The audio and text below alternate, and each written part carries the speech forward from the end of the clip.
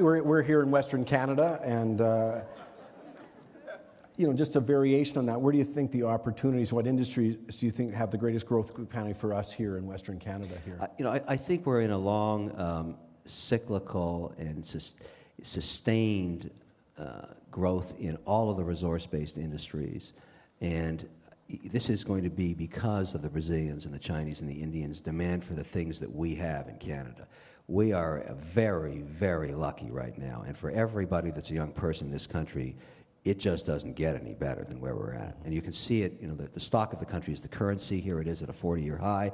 I don't see that changing anytime soon. There's a lot of good things happening here, and the only way we screw it up is with government. And we're pretty good at doing that here. So what we need to do in this election, and I've said this many times, is focus myopically on what matters. In wealth creation, you want smaller government, less taxation, less regulation. And I said in this election, which I'm finding incredibly boring, by the way, I would vote for a goat if it told me it could reduce the size of government. Well, you have a chance to.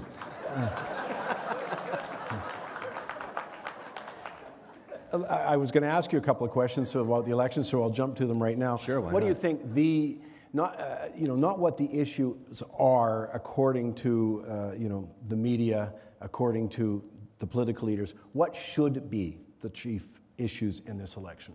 I think, well, first of all, what I'm very disappointed about as us collectively, and it's all our fault, and of course I'm going to blame the politicians for this, is the voting population of Canada is now less than 50% are voting, which is outrageous. We have to engage the voter, and we have to make sure that every Canadian that can vote does vote, because it's very important. My problem right now, and it's a very simple problem I've got, and I want every Canadian to have this problem. Ask yourself, because at the end of the day, the only true wealth, the only real job, the only creation for our children's prosperity comes from the private sector. Mm-hmm. The government is simply on your back. Every salary comes from your taxes. I'm not saying they're bad people working there, but I just want a lot less of them, because I make the assumption that 1/3 of every dollar that government spends is completely wasted, because it's not tested by any market at all. It's just some guy sitting behind a desk saying, I'm going to spend this money, which is in itself a form of a crime to every one of us because we're paying taxes. I look at it this way. If there was a way to change the metric of government so I could say to a government employee, I would like to give you 15% of everything you save, unlimited upside, including firing the guy beside you, I'd do that for you. You create some kind of metric of performance to essentially a service. Government works for me. They're my employees and yours. We should make them live by the same rules that we live by. When they don't perform, we should fire them. That's what I want to do. You and 6 others in the country. No. It is interesting, the disconnect, though. I'm finding myself is that we have this huge demographic shift going on right now. We had the Ontario Teachers Pension Plan coming out last week telling us in 1970 there were 10 working teachers for every 1 teacher, on retirement. By 1990 that had shifted to 4 to 1. Now it's 1.5 to 1. So in spite of 2 record years of returns, they've got a systemic problem still. Yes. And the only way to solve that problem was having a bigger and a stronger economy, and yet there's a huge percentage of the population who fights against that. And yet they don't want to make any other changes. So it seems like a phenomenal disconnect, which leads me, one of the questions we got from the audience was, do you think there's a really strong correlation between sort of a financial economic literacy on the part of the average citizen and prosperity, on a countrywide basis? It's a good point. I think the solution to this problem for us as Canadians is there's no question we're going to have to extend the retirement age. And we've gotten healthier anyway. So if we go to 70 years old, which many are, look at the Swiss. Yeah. Swiss bankers and many other Swiss sectoral workers stay till they're 70 years old and actually enjoy that process. It's a huge HR problem, which is one of the reasons people are gathered here. We're going to be talking about that tomorrow. But I think that's going to be part of the solution. Secondly, unfortunately, the metrics by which these pension funds were set up, and this idea that you are endowed to receive this money no matter what happens, that's going to have to be tested. Mm-hmm. I think ultimately we're going to be paying less to the people that might have thought they were getting more, and they're going to have to deal with it, which is the part of going back to the solution of working longer. And I also think going forward, we can't give guarantees to anybody anymore. because there aren't any. That's not how life works. Life is hard, then you die. You should start understanding that when you're very young and respect what money is all about, because my philosophy is the only thing that's going to love you when you're old and crusty with your toes in the water is the money in your bank account. I want to talk about the Dragon's Den just for a couple of minutes here. You know, one of the things that strikes me when I watch the program, are we seeing everybody who's making a presentation there? I mean, you know, the guy who's got the gum scraper and the guy, I mean, are there 18 other things that never make it to the television screen for every one I see? Michael, it's a great question. Here's the truth. We make 11 hours of tape to make 1 hour of television. So the majority of those who pitch never make it on TV. Because they're just bad television, or they are like deer in the headlights when they finally get on that stage, or whatever. For whatever reason, it's not good.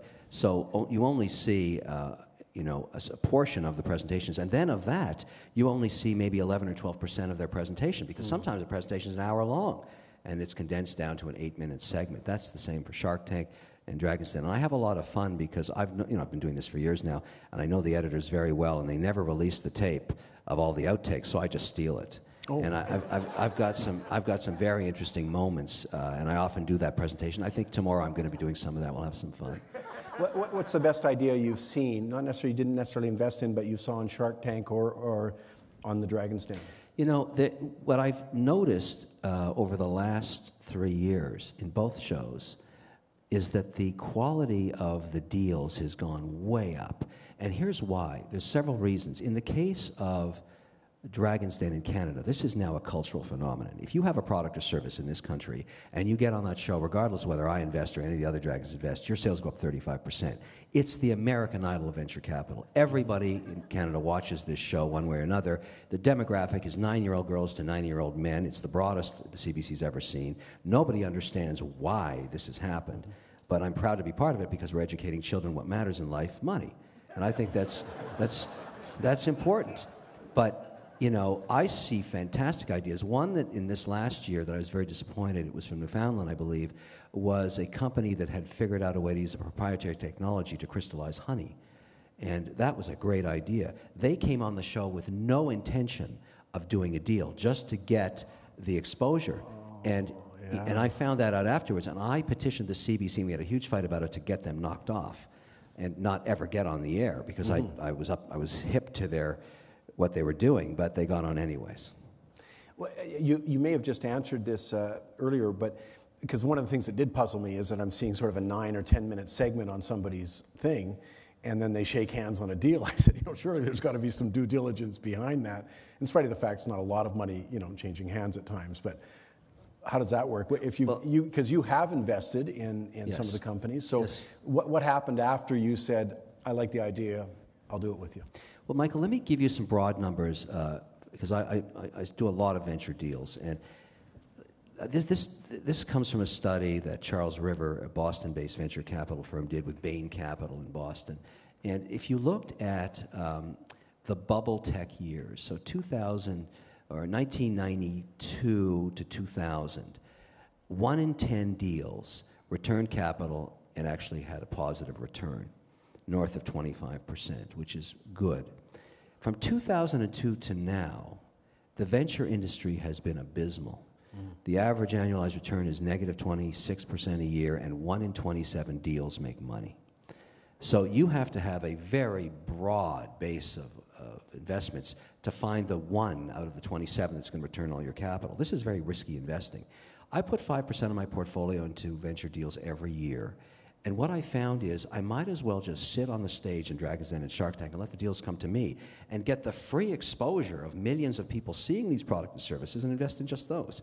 Now, my track record is no better than the industry average, and any of the dragons or sharks that tell you theirs is better would be lying to you, because it's very hard to beat those odds. But the truth is, we've broken even in 6 years, because out of the 60-plus deals we've done, 4 or 5 have been huge winners. And they've returned cash, and they're growing businesses, and that just makes me feel warm and fuzzy, because it's great to help an entrepreneur become successful. Maybe a lot of people in this room here have got an idea, or they've got a sort of an early stage business. Is there a do and a don't when people are approaching people like yourself? Let's start with the real do's. How do they grab your attention? how do they get you further interested in possibly providing more capital? So, in your mom's case, you begged. yeah, of course I begged. And I think every entrepreneur does some serious begging, there's no question. You know, I found that there are three attributes or three strings that are consistent across every single deal that's been funded on Dragon's Den and Shark Tank that successfully got funded. So here are those three things. This is not some of them, this is 100% of the time. And every entrepreneur should understand that these, to me, are the most important elements of how you have to be successful.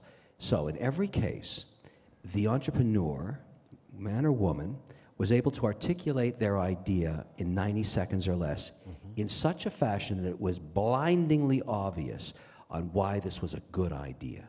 So somehow they learned the communication skills that were able to put it right out there and say, here's my idea and here's why it's going to work in 90 seconds. Now, that's important because they don't teach that in business school.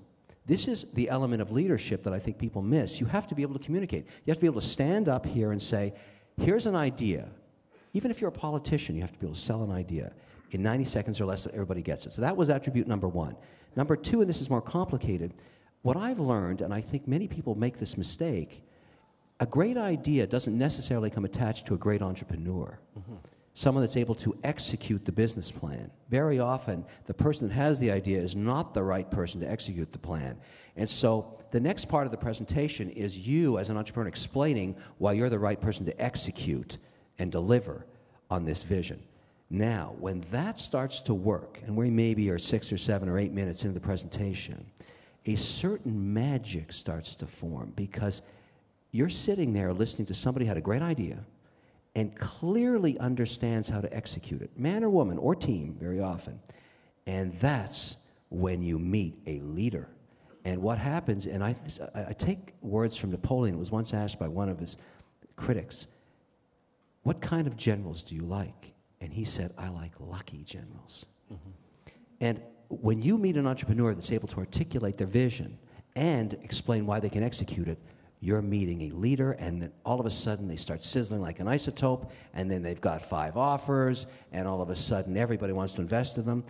That's what works. So when I go to business schools now, I want them to teach communication skills and understand that those attributes are paramount. Because if you can't communicate, you'll never raise any money. And without money, you're just dead. Let me talk about structuring deals, and I could have asked you about your own acquisitions and when you got bought out, both sides of that coin. You do it on Dragon's Den and Shark Tank. What are the key elements of structuring a deal?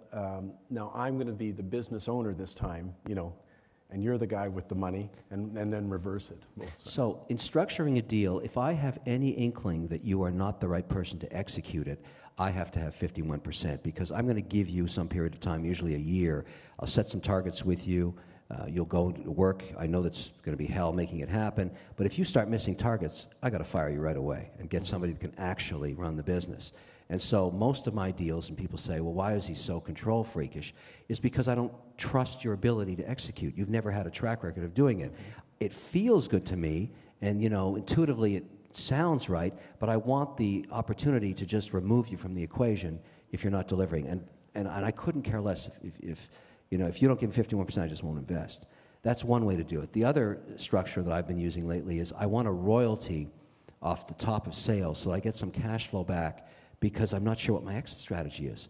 There's so few companies you can take public today. The only way you can get exited is if a strategic buys it. So if I'm stuck in the deal for 7 or 8 years, I want my capital returned through a royalty on the top line. And a lot of people squeal about that, and I don't care. I just do it that way, or I don't do the deal. One thing I've learned is I never even remember the deals I don't do because there's another 50 deals that are come down the road the next day. There's always another guy with another deal, another woman with another deal. I never worry about spilt milk.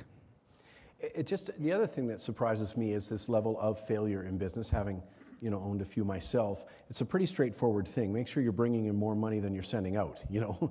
And I'm surprised at the level of failure, even from, I mean, large companies. It's one, you know, we've certainly had a litany of those over the last several years from traditional firms like Lehman Brothers and Bear Stearns in the financial industry, but many others here. If we were here 20 years ago, we would have gone up to Woodward's, but then we would have gone to Eaton's, and, you know. Right. So it doesn't have to be just small firms. What are people doing wrong here? I mean, again, we have a lot of people here involved in business. What are kind of the mistakes that you worry about them making? I think small business and large business is making this mistake. They have lost the understanding of what a business is. A business is an investor taking money that they've earned the hard way and putting it in harm's way to get a return. It's the only thing that matters. The DNA of a business is to make money. So even large companies have lost that. You know, when I see a CEO come and make a presentation talking about all the socially responsible things he's doing and all the charities he's supporting, I look at him and say, I want to fire that guy. Like, what is he talking about? What about me, the shareholder? What about getting me my money back so that I can give it to a charity of my choice? I'm not hiring that guy to give money to charities. I'm hiring him to make money for me. I say the same thing to small businesses. Get up in the morning and say, who am I going to pour boiling oil on today to make more money for Kevin? That's what I want. That's what I want. And if they understand that, and you know, people find that distasteful, it isn't at all. The DNA of a business is to make money. Then that evening, you can go back and say, now that I've made this money, I can give it to somebody, I can do what I want, I can be socially conscious, I can save a baby whale, whatever. But you've got to make money